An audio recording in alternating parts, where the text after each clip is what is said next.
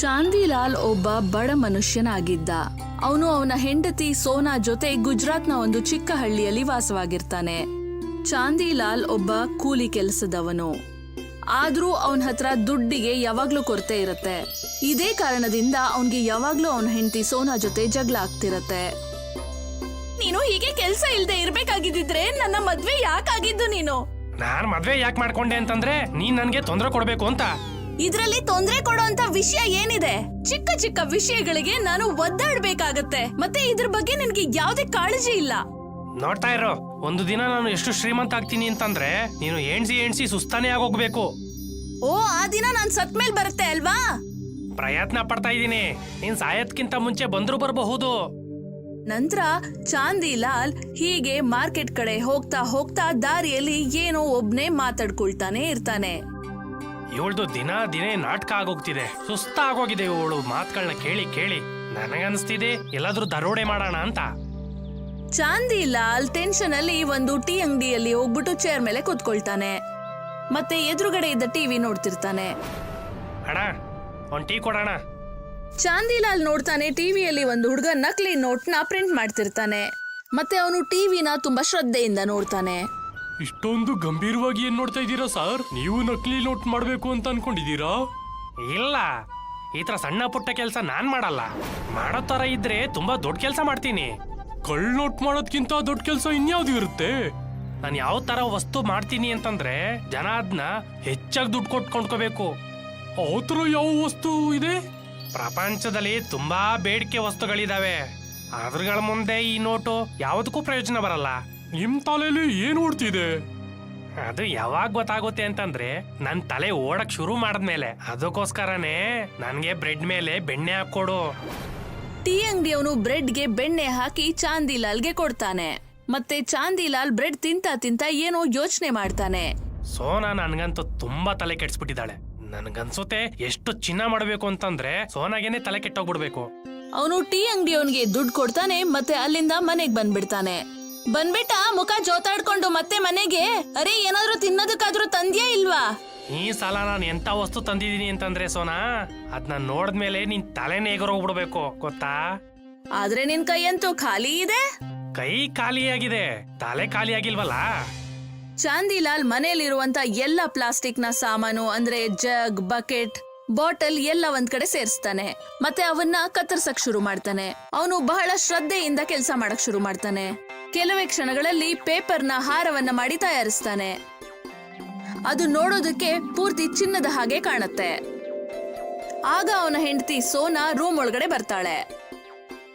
ಮಕ್ಕಳಿಗೋಸ್ಕರ ಆಟದ ಸಾಮಾನ್ ಮಾಡ್ತಿದ್ದೀರಾ? ಮಕ್ಕಳಿಗೆ ಆಟ ಸಾಮಾನಲ್ಲ, ದೊಡ್ಡೋರ್ಗೆ ಬೇಕಾಗಿರುವ ಸಾಮಾನು. ಬರೀ ನನ್ ಕೆಲ್ಸ ನೋಡ್ತಾನೆ ಇರು ನೀನು. ಏಕೆ? ಜನರಿಗೇನ್ ಬುದ್ಧಿ ಇಲ್ವಾ? ಅವ್ರು ಬಂದು ನಿನ್ನ ಪೇಪರ್ ಹಾರನ ತಗೊಳ್ತಾರೆ. ಯಾವಾಗ್ಲೂ ನೀನು ಉಲ್ಟಾನೇ ಯಾಕೆ ಯೋಚನೆ ಮಾಡ್ತೀಯಾ? ಒಂದ್ಸಲನಾದ್ರೂ ನನ್ನ ಹೊಗಳುವಂತ ಮಾತಾಡ್ಬೇಕಲ್ವಾ? ಚಾಂದಿಲಾಲ್ ಕಿಚನ್ಗೆ ಬರ್ತಾನೆ. ಮತ್ತೆ ಒಂದು ಪಾತ್ರೆಯಲ್ಲಿ ನೀರ್ನ ಬಿಸಿ ಮಾಡ್ತಾನೆ. ಮತ್ತೆ ಅದ್ರ ಒಳಗಡೆ ಬಹಳಷ್ಟು ಟೀ ಪುಡಿ ಹಾಕ್ತಾನೆ.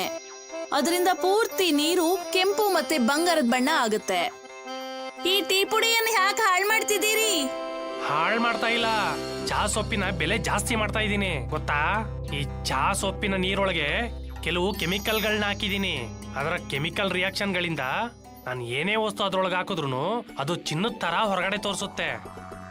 ಚಾಂದಿಲಾಲ್ ಅವನ್ ಮಾಡಿರುವಂತಹ ಒಡವೆನ ಆ ನೀರ್ ಒಳಗಡೆ ಹಾಕ್ಬಿಡ್ತಾನೆ.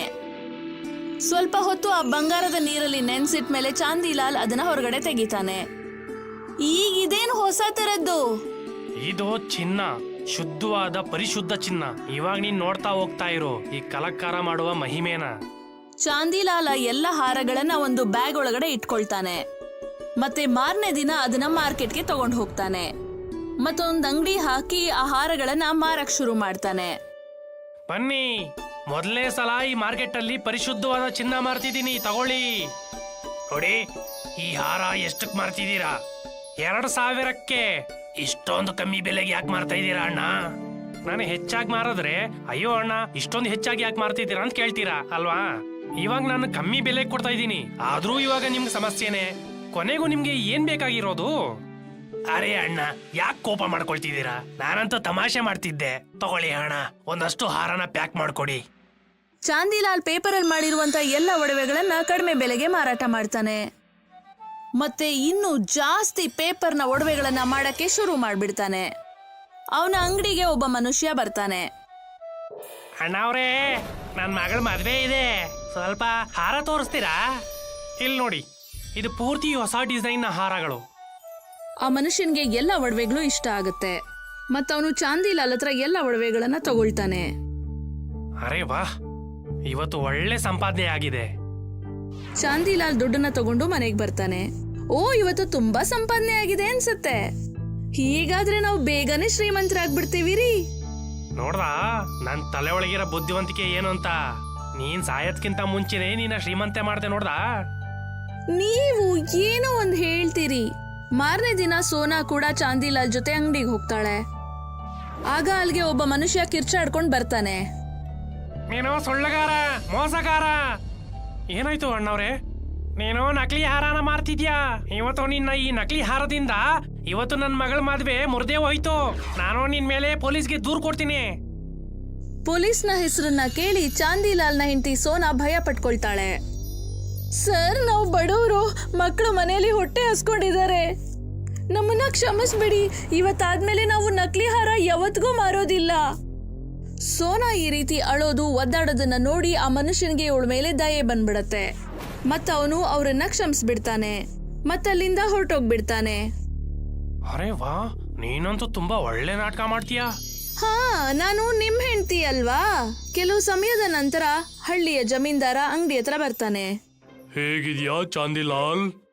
ಎಲ್ಲ ನಿಮ್ಮ ಆಶೀರ್ವಾದ ಗೌಡ್ರೆ. ಹೇಳಿ, ಏನ್ ಸೇವೆ ಆಗ್ಬೇಕು ನನ್ನಿಂದ? ಯೋಚನೆ ಮಾಡ್ತಾ ಇದ್ದೀನಿ, ಬರೋ ಚುನಾವಣೆಯಲ್ಲಿ ಜನಗಳಿಗೆ ಕುಡಿಸೋದು ಮತ್ತು ದುಡ್ಡು ಕೊಡೋ ಬದಲು ಅವರ ಪತ್ನಿಯರಿಗೆ ಶುದ್ಧ ಚಿನ್ನದ ಹಾರವನ್ನು ಕೊಡ್ತೀನಿ. ಆವಾಗ ತಾನೇ ಪೂರ್ತಿ ಪರಿವಾರ ನನ್ಗೆ ಊಟ ಹಾಕೋದು. ವಾ ಗೌಡ್ರೆ, ನೀವಂತೂ ತುಂಬಾ ಕಿಲಾಡಿ ನೀವು. ನೀನೇನು ಕಮ್ಮಿ ಇಲ್ಲ. ಹೆಸರು ಚಾಂದಿಲಾಲ್ ಅಂತ ಇಟ್ಕೊಂಡಿದ್ಯಾ, ಮತ್ತೆ ಚಿನ್ನ ಮಾರ್ತಾ ಇದ್ಯಾ. ನಿನ್ನ ಹತ್ರ ಎಷ್ಟು ಹಾರಗಳಿದ್ಯೋ ಅಷ್ಟು ಪ್ಯಾಕ್ ಮಾಡು. ಚಾಂದಿಲಾಲ್ ಅವನ ಅಂಗಡಿಯಲ್ಲಿದ್ದಂತ ಎಲ್ಲ ಒಡವೆಗಳನ್ನ ಒಂದು ಬ್ಯಾಗ್ ಒಳಗಡೆ ಕಟ್ಬಿಡ್ತಾನೆ. ಜಮೀನ್ದಾರರು ಅವನಿಗೆ ದುಡ್ಡು ಕೊಡ್ತಾರೆ. ಮತ್ತೆ ಒಡವೆಯ ಬ್ಯಾಗ್ಗಳನ್ನ ತಗೊಂಡು ಅವರು ಎಲ್ಲ ಹೆಂಗಸರಿಗೆ ಆ ಒಡವೆಗಳನ್ನ ಹಂಚ್ಬಿಡ್ತಾರೆ. ಇದು ತಗೊಳ್ಳಿ ಅಕ್ಕ. ಮತ್ತೆ ನನಗೆ ವೋಟ್ ಮಾಡೋದ್ನ ಮರಿಬೇಡಿ, ಆಯ್ತಾ? ಆಗ ಮಳೆ ಶುರುವಾಗುತ್ತೆ. ಅದರಲ್ಲಿ ನೆಂದು ಎಲ್ರ ಒಡವೆ ಬಣ್ಣ ಹೋಗ್ಬಿಡತ್ತೆ. ಇವೆಲ್ಲ ನಕಲಿ ಒಡವೆಗಳು. ಜಮೀನ್ದಾರರು ನಮ್ಗೆಲ್ಲ ಮೋಸ ಮಾಡಿದ್ದಾರೆ. ಎಲ್ಲ ಹೆಂಗಸರು ಜಮೀನ್ದಾರರಿಗೆ ಹೊಡಿಯಕ್ಕೆ ಅಂತ ಹೋಗ್ತಾರೆ. ಜಮೀನ್ದಾರ ಅಲ್ಲಿಂದ ಓಡ್ ಹೋಗಿ ಚಾಂದಿಲಾಲ್ ಅಂಗಡಿಗೆ ಹೋಗ್ತಾನೆ. ಚಾಂದಿಲಾಲ್, ನಿನ್ ಹೆಂಡತಿನ ಕರ್ಕೊಂಡು ನನ್ ಜೊತೆಗ್ ಬಾ. ಜಮೀನ್ದಾರ ಅವರಿಬ್ಬರನ್ನ ಕರ್ಕೊಂಡು ಅವನ್ ಮನೆಗೆ ಹೋಗ್ತಾನೆ. ಮತ್ತೆ ಅವರನ್ನ ಅವನ್ ಮನೆಯಲ್ಲಿ ಬಂದಿ ಮಾಡ್ತಾನೆ. ಬಡ ಜನರು ಅವ್ರ ಬೆವ್ರು ಸುರಿಸ್ಕೊಂಡು ಹಣ ಸಂಪಾದನೆ ಮಾಡ್ತಿದ್ರೆ ನೀವು ಅವುಗಳನ್ನ ಲೂಟಿ ಮಾಡ್ತಾ ಇದ್ದೀರಾ. ಜಮೀನ್ದಾರರು ಈ ರೀತಿ ಹೇಳೋದಕ್ಕೆ ಚಾಂದಿಲಾಲ್ಗೆ ಅವನ ತಪ್ಪಿನ ಅರಿವಾಗತ್ತೆ. ನಮ್ನ ಕ್ಷಮಿಸ್ಬಿಡಿ ಯಜಮಾನ್ರೆ. ನಾವು ಇವತ್ತಿಂದ ಈ ಕಳ್ತನ ಮಾಡೋ ಕೆಲಸನ ಬಿಟ್ಬಿಡ್ತೀವಿ. ಮತ್ತೆ ಬೆವ್ರು ಸುರಿಸಿ ಹಣ ಸಂಪಾದನೆ ಮಾಡ್ತೀವಿ. ನಾವು ಯಾರಿಗೆ ಸುಳ್ಳು ಹೇಳಿ ಸಂಪಾದನೆ ಮಾಡಿದ್ವು ಆ ಹಣನ ಅವ್ರಿಗೆ ವಾಪಸ್ ಮಾಡ್ಬಿಡ್ತೀವಿ. ನಿಮ್ಮಿಬ್ಬರಿಗೆ ಏನ್ ಮಾಡ್ಬೇಕೋ ಅದನ್ನ ಪೊಲೀಸ್ ಅವರೇ ಮಾಡ್ತಾರೆ. ಜಮೀನ್ದಾರರು ಅವರನ್ನ ಕ್ಷಮಿಸಿ ಚಾಂದಿಲಾಲ್ ಮತ್ತೆ ಸೋನಾನ ಪೊಲೀಸ್ಗೆ ಹಿಡ್ಕೊಡ್ತಾನೆ. ಮತ್ತೆ ಹಳ್ಳಿಯವ್ರಿಗೆ ಇಂಥ ಕಳ್ಳರಿಂದ ದೂರ ಇರೋದಕ್ಕೆ ಆದೇಶ ನೀಡ್ತಾರೆ. ವಿಲಾಸ್ಪುರ್ ಅನ್ನೋ ಒಂದು ವಿಶೇಷ ಹಳ್ಳಿ ಇತ್ತು. ಅಲ್ಲಿ ಎಲ್ಲ ಮನೆಗಳು ಎಲ್ಲ ಹಂಚಿನ ಮನೆಗಳಾಗಿದ್ವು. ಆದ್ರೆ ಎಲ್ಲ ಜನರು ತುಂಬಾನೇ ಮೃದುವಾಗಿದ್ರು. ಬಹಳಷ್ಟು ಜನ ಅಲ್ಲಿಂದ ಸಿಟಿಗೆ ಕೆಲ್ಸಕ್ಕೆ ಹೊರಟೋಗಿದ್ರು. ಆದ್ರೆ ತಿಂಗಳಿಗೊಮ್ಮೆ ವಿಲಾಸ್ಪುರಕ್ಕೆ ಬಂದ್ ಹೋಗ್ತಾ ಇದ್ರು. ಹಳ್ಳಿಯ ಹೆಂಗಸರು ಯಾವ್ದಾದ್ರೂ ಸಣ್ಣ ಪುಟ್ಟ ಕೆಲ್ಸ ಮಾಡಿ ಅವ್ರ ಜೀವನಕ್ಕೆ ಉಪಯೋಗಿಸ್ಕೊಳ್ತಿದ್ರು. ಏನಪ್ಪ ಮೋನು, ಎಲ್ಲಿಗೆ ಹೋಗ್ತಾ ಇದೀಯಾ? ಮನೆಗೆ ಹೋಗ್ಬಿಡಪ್ಪ. ಅಲ್ಲಿ ನೋಡು, ಬಿರುಗಾಳಿ ಬರ್ತಾ ಇದೆ. ಮಳೆ ಬರುವ ಮುನ್ಸೂಚನೆ ಗೊತ್ತಾಗ್ತಾ ಇದೆ. ನನ್ನ ಅಪ್ಪ ಸಿಟಿಯಿಂದ ಇಲ್ಲಿಗೆ ಬರುವಾಗ ನನಗೋಸ್ಕರ ಗೊಂಬೆಗಳನ್ನ ತಕೊಂಡ್ ಬರ್ತಾರಂತೆ. ಆ ಗೊಂಬೆನ ತಾತ ನಾನ್ ನಿಮಗೆ ಕೊಡೋದೇ ಇಲ್ಲ. ಸರಿ ಸರಿ, ಇವಾಗ ಹೋಗು. ಅವ್ರು ಬರುವಾಗ ಸೀದಾ ಮನೆಗೆ ಬರ್ತಾರೆ. ಅಲ್ಲಿ ತನಕ ನೀನು ಮನೆ ಒಳಗಿರು. ನಿನ್ನಪ್ಪ ಮನೆಗೆ ಬರುವ ತನಕ ನೀನು ನಿಮ್ಮ ಅಮ್ಮನ ಜೊತೆ ಜೋಪಾನವಾಗಿರು. ಆಗ ಭಾರಿ ಮಳೆಯ ಸಂಕಟ ಇತ್ತು. ಇಡೀ ಹಳ್ಳಿಯವರು ಅವ್ರವ್ರ ಮನೆಯಲ್ಲಿ ಮಳೆ ನಿಲ್ಲೋದಕ್ಕೋಸ್ಕರ ಕಾಯ್ಕೊಂಡು ಕೂತ್ಕೊಂಡಿದ್ರು. ಅಮ್ಮ ಅಪ್ಪ ಯಾವಾಗಮ್ಮ ಬರ್ತಾರೆ? ನಾನು ಎಷ್ಟೊತ್ತಿಂದ ಅವರಿಗೋಸ್ಕರ ಕಾಯ್ತಾ ಇದ್ದೀನಿ. ಬಂದ್ಬಿಡ್ತಾರೆ ಮಗ್ನೆ, ನೀನು ಆರಾಮಾಗಿರು, ನೋಡ್ತಾ ಇರು, ಅವರು ನಿನ್ಗೋಸ್ಕರ ಬಹಳಷ್ಟು ಗಿಫ್ಟ್ ತಗೊಂಡ್ ಬರ್ತಾರೆ. ಕೆಲವೇ ಸಮಯದಲ್ಲಿ ಇಡೀ ಹಳ್ಳಿಯಲ್ಲಿ ಜೋರ್ ಮಳೆ ಆಗುತ್ತೆ. ಇಡೀ ಹಳ್ಳಿ ಮುಳುಗೋ ಸಮಯ ಬರುತ್ತೆ. ಆಗ ಮೋನು ತಂದೆ ಅಲ್ಲಿಗೆ ಬಂದ್ಬಿಡ್ತಾರೆ. ಇಲ್ಲಿ ನೋಡಮ್ಮ, ನಾವು ಇವಾಗಲೇ ಇಲ್ಲಿಂದ ಹೊರಗಡೆ ಹೋಗ್ಬೇಕು, ಇಲ್ಲ ಅಂದ್ರೆ ನಾವು ಇಲ್ಲೇ ಸಿಕ್ಕಾಕೊಳ್ತೀವಿ. ಸುಮಾರು ದಿನಗಳವರೆಗೆ ಈ ಮಳೆ ನಿಲ್ಲಲ್ಲ ಅಂತ ಹವಾಮಾನ ವರದಿಯಿಂದ ಹೇಳಿದ್ದಾರೆ. ನಾವು ಇಲ್ಲೇ ಇದ್ರೆ ಅದ್ರ ಮೇಲೆ ನಮ್ಮಿಂದ ತಪ್ಪಿಸ್ಕೊಂಡು ಹೊರಗಡೆ ಹೋಗ್ಲಿಕ್ಕೆ ಆಗದೇ ಇಲ್ಲ. ಆದ್ರೆ ನಾವ್ ಎಲ್ಲಿಗಂತ ಹೋಗೋದು? ನಮ್ಮನೆ, ನಾವು ಹುಟ್ಟಿದ್ದು ಬೆಳೆದಿದ್ದು ಎಲ್ಲ ಇಲ್ಲೇ ತಾನೆ. ಈಗ ನಮ್ಮ ಹತ್ರ ಯಾವುದೇ ರೇಷನ್ ಕೂಡ ಉಳ್ದಿಲ್ವಲ್ಲ, ಮತ್ತೆ ಈ ಮನೆ ಬಿಟ್ರೆ ನಮ್ಮ ಹತ್ರ ಬೇರೆ ಯಾವುದೇ ದಾರಿ ಕೂಡ ಇಲ್ವಲ್ಲ. ಅಪ್ಪ, ನೀವು ನನಗೋಸ್ಕರ ಗೊಂಬೆನ ತಗೊಂಬಂದಿದ್ದೀರಾ ಇಲ್ವಾ? ಇಲ್ಲಿ ನೋಡಪ್ಪ, ನಾನು ಗೊಂಬೆನ ನಿನಗೆ ಆಮೇಲೆ ತೆಗೆದುಕೊಡ್ತೀನಿ, ಆದರೆ ಈ ಸಲ ನಿನಗೋಸ್ಕರ ಈ ಪುಸ್ತಕನ ತಗೊಂಡು ಬಂದಿದ್ದೀನಿ. ಇದರಲ್ಲಿ ನಿನ್ನ ಕೊರತೆಗಳನ್ನ ಬರೀ. ಆಗ ಅವನನ್ನ ಗುಮ್ಮಡ್ ಚಿಕ್ಕಪ್ಪ ಕರೀತಾರೆ. ಇಲ್ಲಿ ನೋಡಪ್ಪ ಚಂದ್ರಕಾಂತ್, ಎಲ್ಲರೂ ನದಿಯ ಆ ಭಾಗಕ್ಕೆ ಹೋಗ್ತಾ ಇದ್ದೀವಿ.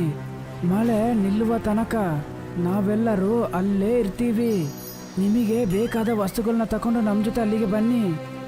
ಆದರೆ ನಾವಲ್ಲಿಗೆ ಬಂದು ಹೇಗಿರೋದು? ಅಲ್ಲಿದ್ದುಕೊಂಡು ಏನು ಮಾಡೋದು? ನೀನು ಮೊದಲು ನಿನ್ನ ಮನೇಲಿರುವ ವಸ್ತುಗಳನ್ನ ತಕೋ. ಅಕ್ಕಿ, ಬೇಳೆ ಯಾವುದಿದ್ರೂ ಅದನ್ನು ತಕೋ. ನಾವು ಅಲ್ಲಿಗೆ ಹೋದ್ರೆ ಜೀವಂತವಾಗಿರ್ಲಿಕ್ಕಾಗೋದು. ಸ್ವಲ್ಪ ದಿನಗಳವರೆಗೆ ಅಲ್ಲೇ ಇರಬೇಕು. ಒಂದು ವೇಳೆ ಈ ನದಿಯ ನೀರೆಲ್ಲ ನಮ್ಮ ಮನೆ ಒಳಗೆ ಬಂತು ಅಂತ ಅನ್ಕೋ, ನಮ್ಮ ಮನೆ ಖಂಡಿತ ಇರೋದಿಲ್ಲ.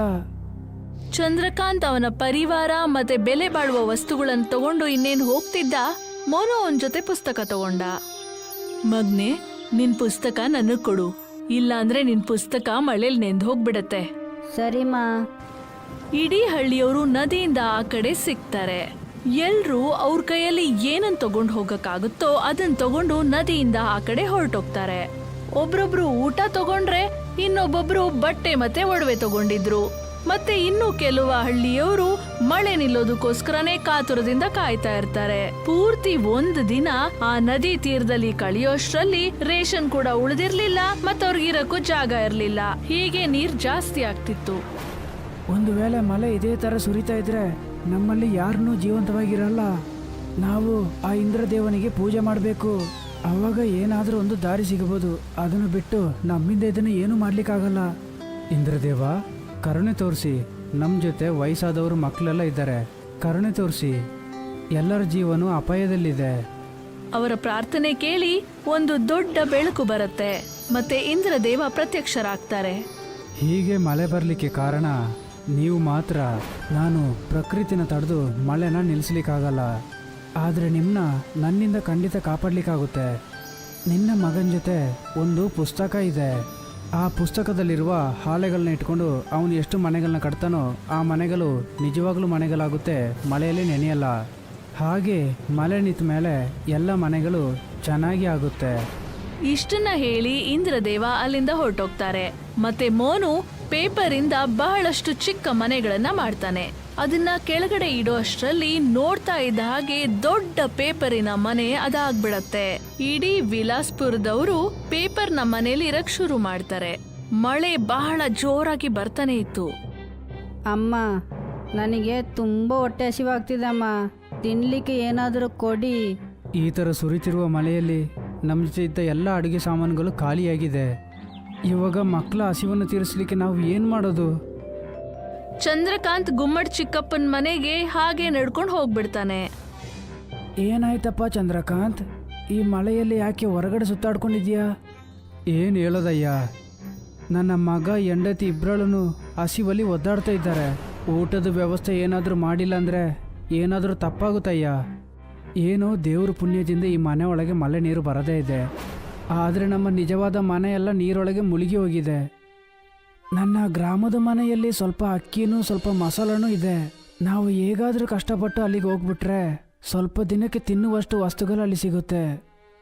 ನನ್ನ ಮನೆಯಲ್ಲಿ ನಾನು ಸಿಟಿಯಿಂದ ತಗೊಂಬಂದಿರುವ ಚೀಲ ಇದೆ. ನಾವು ಅಲ್ಲಿಗೆ ಹೋಗ್ಲಿಕ್ಕೆ ಯಾವುದಾದ್ರೂ ತಯಾರಿ ಮಾಡಿದ್ರೆ ಖಂಡಿತ ಚೆನ್ನಾಗಿರುತ್ತೆ. ಮಿಂಚು ಮತ್ತೆ ಭಾರಿ ಮಳೆಯಲ್ಲಿ ಹೇಗೋ ಅವರ ಪ್ರಾಣವನ್ನ ರಕ್ಷಣೆ ಮಾಡಿಕೊಂಡು ಮುಳುಗೋಗಿರುವಂತ ಅವರ ಹಳ್ಳಿ ವಿಲಾಸ್ಪುರಕ್ಕೆ ಹೋಗ್ತಾರೆ. ಅಲ್ಲಿ ಹೋದ್ಮೇಲೆ ಅವ್ರಿಗೆ ಅರ್ಥ ಆಗತ್ತೆ ಅವರ ಕತ್ತಿನವರೆಗೆ ನೀರ್ ತುಂಬ್ಕೊಂಡ್ಬಿಟ್ಟಿದೆ ಅಂತ. ಇಲ್ಲಿ ನಮ್ಮ ಕುತ್ತಿಗೆ ತನಕ ನೀರು ಇದೆ. ನಮ್ಮ ಮನೆಯಲ್ಲಿರುವ ಅಡಿಗೆ ಸಾಮಾನೆಲ್ಲ ಈ ನೀರಲ್ಲಿ ಒದ್ದೆಯಾಗಿರುತ್ತೆ ಅಲ್ವಾ? ನಾವಿಲ್ಲಿಂದ ವಾಪಸ್ ಹೋಗೋದೇ ಒಳ್ಳೆಯದು. ಇಲ್ಲ ಇಲ್ಲ, ನಾನು ಆಹಾರದ ವಸ್ತುಗಳನ್ನೆಲ್ಲ ಮೇಲೆ ಡ್ರಮ್ ಒಳಗೆ ಇಟ್ಟಿದ್ದೀನಿ. ಆದ್ರಿಂದ ಒಳಗಿರುವ ವಸ್ತುಗಳು ಖಂಡಿತ ಒದ್ದೆಯಾಗಿರೋದಿಲ್ಲ. ಅದನ್ನು ತಗೊಂಬಂದ್ರೆ ನಮಗೆ ಆಹಾರಕ್ಕಾಗುತ್ತೆ. ಸರಿ ಇರಿ, ನಾನು ಹೋಗಿ ತಗೊಂಬರ್ತೀನಿ, ನೀವು ಇಲ್ಲೇ ಇರಿ. ಚಂದ್ರಕಾಂತ್ ಗುಮ್ಮಡ್ ಚಿಕ್ಕಪ್ಪನ್ ಮನೆಗೆ ಹೋಗಿ ಅವ್ರ ಮನೆ ಅರ್ಧಕ್ಕೆ ತುಂಬೋಗಿತ್ತು, ಅಲ್ಲಿ ಹೋಗಿ ರೇಷನ್ನ ತಗೊಂಡು ಆಚೆ ಬರ್ತಾನೆ. ಗುಮ್ಮಡ್ ಚಿಕ್ಕಪ್ಪ ಮತ್ತೆ ಚಂದ್ರಕಾಂತ್ ಎಲ್ಲ ರೇಷನ್ನ ತಗೊಂಡು ಪೇಪರ್ನ ಮನೆಗಳ ಹತ್ರ ಬರ್ತಾರೆ. ಈ ರೇಷನ್ನ ನೋಡಿ ಇಡೀ ಹಳ್ಳಿಯವರು ಬಹಳ ಸಂತೋಷ ಪಡ್ತಾರೆ. ಈ ಅಕ್ಕಿಯಿಂದ ನಾವು ಕಿಚಡಿ ಮಾಡ್ಕೊಂಡು ತಿನ್ಬೋದು. ಈ ರೀತಿ ನಾವು ಇನ್ನೂ ಸ್ವಲ್ಪ ದಿನ ಆರಾಮಾಗಿ ಇಲ್ಲಿರಬಹುದು ಮತ್ತೆ ಎಲ್ರಿಗೂ ಹೊಟ್ಟೆ ತುಂಬಿಡುತ್ತೆ. ಪೂರ್ತಿ 2 ದಿನ ಕಳೆದ್ಮೇಲೆ ಮಳೆ ನಿಧಾನವಾಗಿ ಕಮ್ಮಿ ಆಗತ್ತೆ. ಮಳೆ ಸ್ವಲ್ಪ ಸ್ವಲ್ಪ ಕಮ್ಮಿ ಆಗ್ತಾ ಇದೆ. ಈ ಥರನೇ ಹೋದರೆ ನಮ್ಮ ಗ್ರಾಮ ನಮಗೆ ಸಿಗುತ್ತೆ. ನಾವು ಪುನಃ ಅಲ್ಲಿಗೆ ಹೋಗ್ಬಿಟ್ಟು ಬದುಕಬಹುದು. ಕೆಲವೇ ಕ್ಷಣಗಳಲ್ಲಿ ಮಳೆ ನಿಂತು ಹೋಗುತ್ತೆ ಮತ್ತೆ ಎಲ್ರೂ ಬಹಳ ಸಂತೋಷ ಪಡ್ತಾರೆ. ಮಳೆ ನಿಂತು ಹೋದ್ ಕೂಡ್ಲೆ ಇಂದ್ರದೇವ ಹೇಳಿದ ಹಾಗೆ ಆ ಪೇಪರ್ನ ಮನೆಗಳು ಹಾಗೆ ಮಾಯವಾಗ್ಬಿಡ್ತವೆ. ಎಲ್ರೂ ಅವರ ಹಳ್ಳಿ ವಿಲಾಸ್ಪುರಕ್ಕೆ ಹೋಗಿ ಮಳೆ ನೀರು ಕಡಿಮೆ ಆಗೋದಕ್ಕೆ ಕಾಯ್ತಾ ಇರ್ತಾರೆ. ಅರೆ, ಇಷ್ಟು ದಿನ ಮನೆಯೆಲ್ಲ ನೀರಲ್ಲಿ ಒದ್ದೆಯಾಗಿದ್ರು ಸಹ ಯಾವುದೂ ಬಿದ್ದೋಗಿಲ್ಲ. ಎಲ್ಲ ದೇವರ ಮಹಿಮೆ. ಇವಾಗ ನಾನು ನಿಜವಾದ ಮನೇಲಿ ಇರ್ತೀನಿ. ಹೌದು ಮಗ್ನೆ, ನೀನೀಗ ಇಲ್ಲಿರ್ತೀಯ. ಇಡೀ ಹಳ್ಳಿಯವರು ಅವರ ಮನೆಗಳು ಹಾಗೆ ಇರೋದನ್ನ ನೋಡಿ ಸಂತೋಷವಾಗಿ ಅವರ ಜೀವನ ವಿಲಾಸ್ಪುರದಲ್ಲಿ ಸಾಗಿಸ್ತಾರೆ.